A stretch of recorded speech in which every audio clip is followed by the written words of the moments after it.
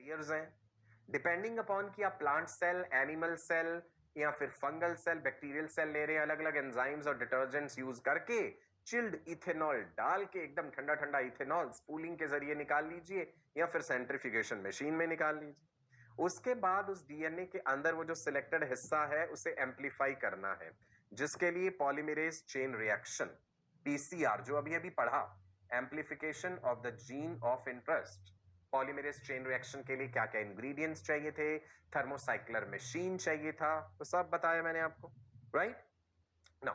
ढेर सारी कॉपीज बन गई।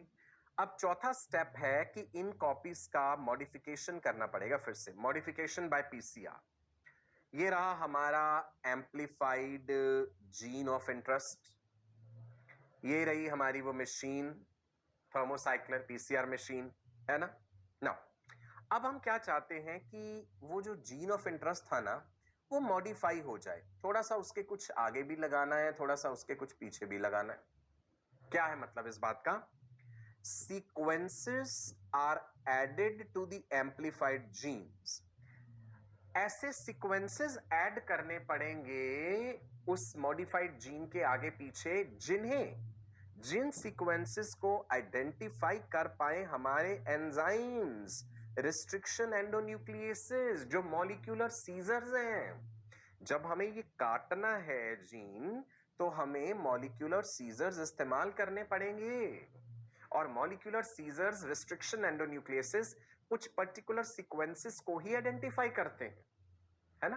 तो वो ऐड करने पड़ेंगे, वो भी हम इस पीसीआर मशीन से करेंगे। ठीक है, तो ये स्टेप लिख लिया, modification by the PCR technique. इसके बाद एक और इंटरेस्टिंग स्टेप है।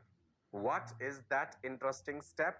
That is gel electrophoresis. Very interesting technique, gel electrophoresis. कैसे करना है जी ये जेल इलेक्ट्रोफोरेसिस? डिटेल में तो अगले सेशन में बताऊंगा, थोड़ा सा इंट्रो दे देता हूं इसका। एगारोस जेल, सीवीड्स, याद आया कुछ? क्लास 11th में भी बताया था। जेल इलेक्ट्रोफोरेसिस टर्म को अगर मैं ब्रेक करूं तो जेल वर्ड रेफर कर रहा है कि जेल जैसा मीडियम होना चाहिए। एगारोस जेल लेते हैं, इलेक्ट्रो मतलब कहीं ना कहीं बिजली इस्तेमाल हो रही है इस टेक्निक में।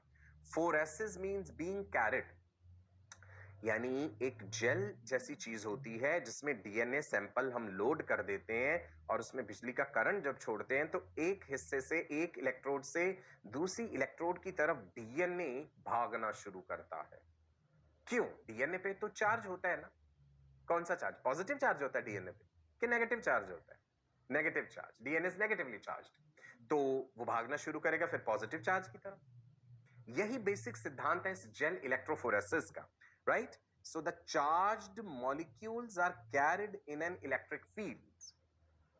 देखिए एक बार इधर, डीएनए पे क्या चार्ज है जी? नेगेटिव चार्ज है। इस बात से आप फेमिलियर है, फॉस्फेट है, फॉस्फोरिक एसिड है, जिसके कारण नेगेटिव चार्ज है।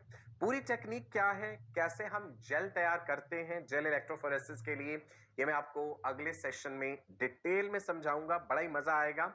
How the technique is performed, उसके लिए अगला सेशन। सो आज हमने जितनी चीजें पढ़ी हैं आई एम श्योर आपने नोट करी, अच्छे से नोट करेंगे, रिवाइज जरूर कर लें।